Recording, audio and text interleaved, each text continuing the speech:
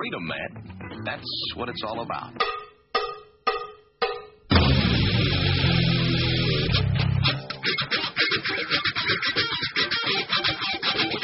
You've got to groove on freedom, like the good book says.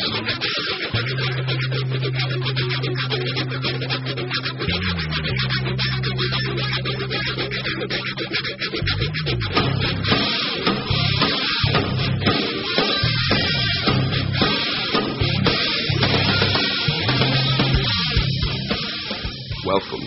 You are listening to What on Earth is Happening.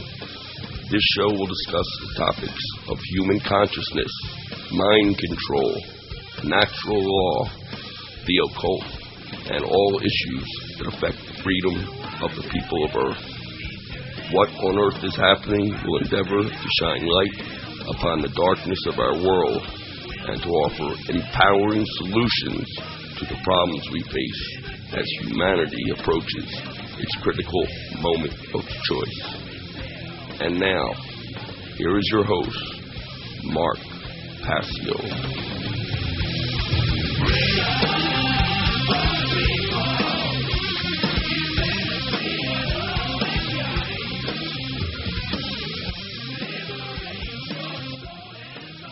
Welcome, one and all. You're listening to What on Earth is Happening here on the Oracle Broadcasting Network.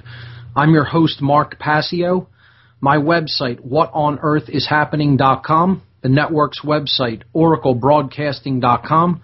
This show is live every Sunday from 5 to 7 p.m. Eastern Time. That's 4 to 6 p.m. Central. We have a good show lined up for you here today. We're going to be talking about occult symbolism in architecture and street plans.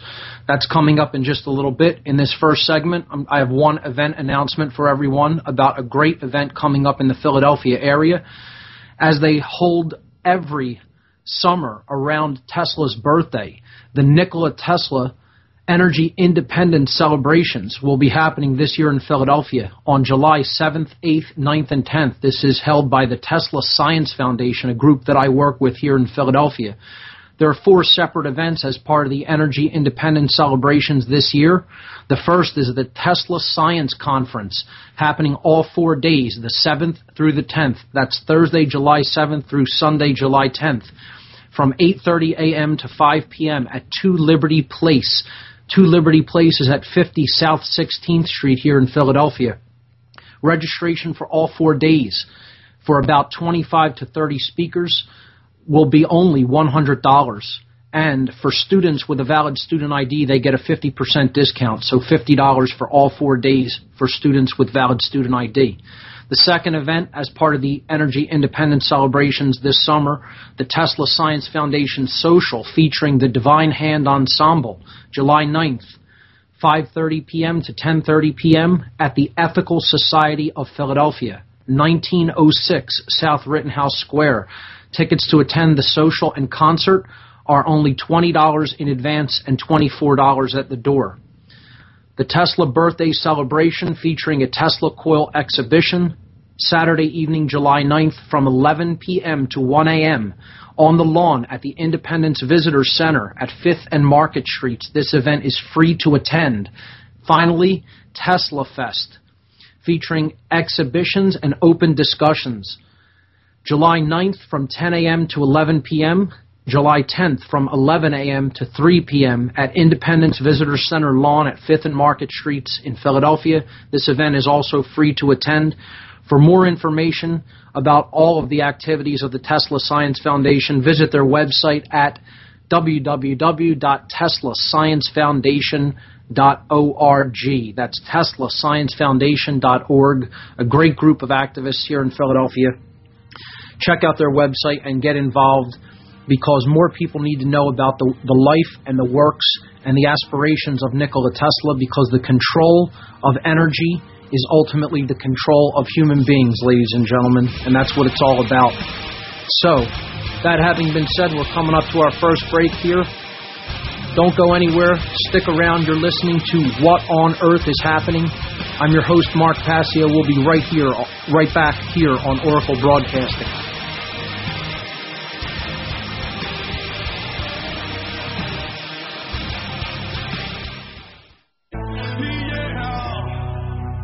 That's why they call me.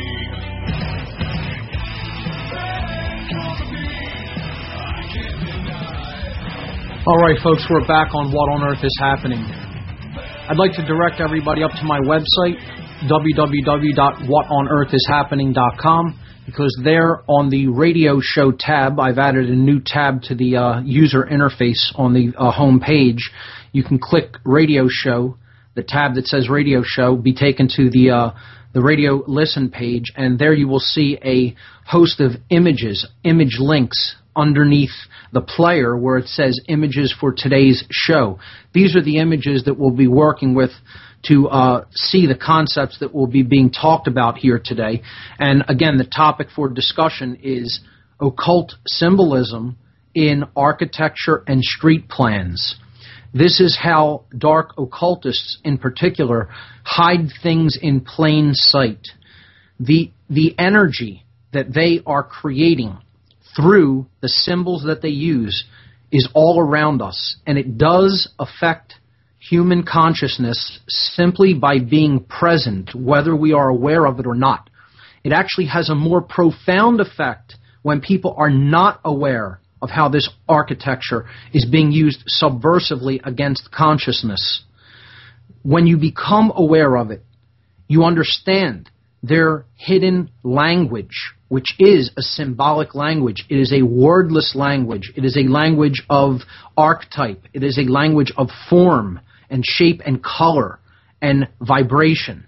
When you become aware of it, you can begin to mitigate the power that it has over your consciousness and understand how this is being used and has been being used for centuries, millennia.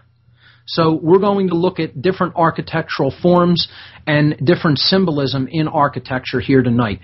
I don't think I'm going to take any calls here tonight because we took a whole lot of calls last week, and I kind of took a break in going through the curriculum on the show, so to speak.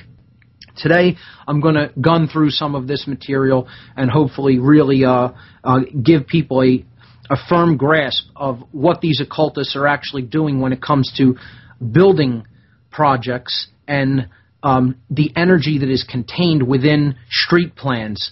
And we'll do that the whole show here today. So let's look at image number 2 on the list of images, the series of images posted to the radio show page on What on Earth is Happening. Image number 1 was simply the flyer for the Tesla Energy Independence Celebration. So we're starting at image number 2 on the website. And this shows a couple of views of the Arc de Triomphe in Paris. Okay, so the Arc de Triomphe lies at the end of the Champs-Élysées, okay, the main thoroughfare in the city of Paris. And Napoleon built this arc, okay, the Arc of Triumph, okay. So occultists use arches constantly in their architecture. Old doorways. You'll very rarely see in their architecture a straight archway for a door. This is directly related to how energy flows, okay? Curved archways are always better than straight ones, okay? This is a general principle in building. So you will see arches used throughout occult buildings. Okay, buildings that have some form of a connection with the occult, with the power structure, with the controllers, archways. Okay, we talked about when we looked into the tradition of Freemasonry, how powerful the symbolism of the arch is, that it represents higher awareness, that it represents the coming together of the left and right brain hemispheres, that it represents being awakened or illuminated. Okay, so connected with that concept of illumination, we can see in the second image on this slide that the symbolism of the sun is used in conjunction with this arch symbolism. Okay, and Napoleon was definitely an occultist. He was definitely one of these so-called elitists, these power mongers. All right, these psychopaths that just want to control other people's lives.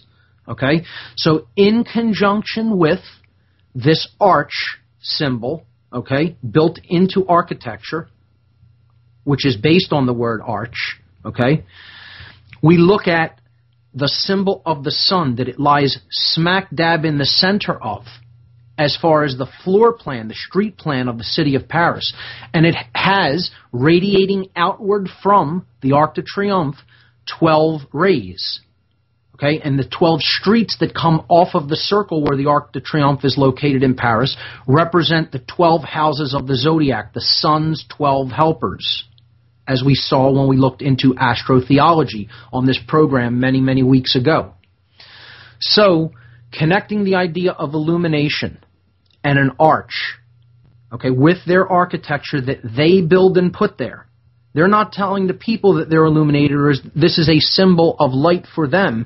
They're telling you that this is their symbol of light, that they are the solar cult, and that they are the illuminated ones, that they consider that they have their eye wide open, the one eye, which is opened by the arching, okay, or the bridging between the left and right brain hemispheres. But when that's done without real care, when that's done without actual compassion, you have a psychopath, as Napoleon was, and as all so-called leaders of the modern era are. Okay? These are people that don't care about anything but themselves and their own means to power. And that's it. Now, let's look at slide number 3. This is also in Paris. This is outside of the Louvre Museum, the largest art museum in Paris, and probably the largest art museum in the world, if I'm not mistaken.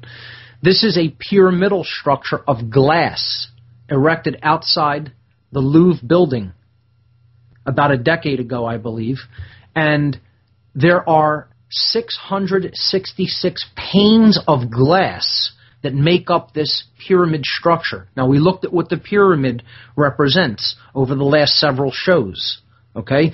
And the pyramid, as far as the base of the pyramid, like we saw on the reverse side of the Great Seal of the United States on the back of the $1 bill, generally represents not being aware or enlightened. Okay, it represents remaining in base consciousness. The bricks that make up that pyramid from that sigil on the back of the $1 bill represent base awareness, represent unconsciousness. They represent being weighted down, not being enlightened. Okay?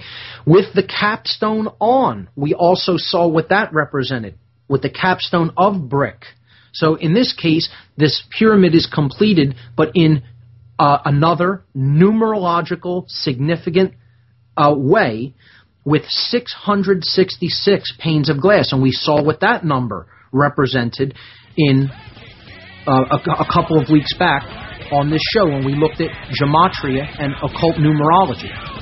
666 being the number of unconsciousness, beast consciousness, incompletion in thought, emotion, and action.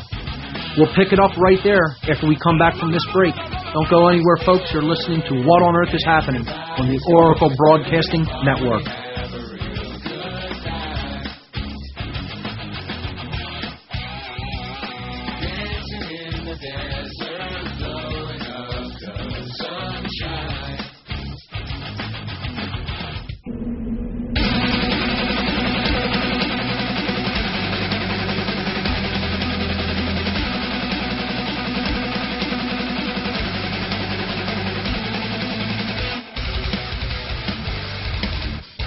We're back, folks. You're listening to What on Earth is Happening. I'm your host, Mark Passio. My website, whatonearthishappening.com.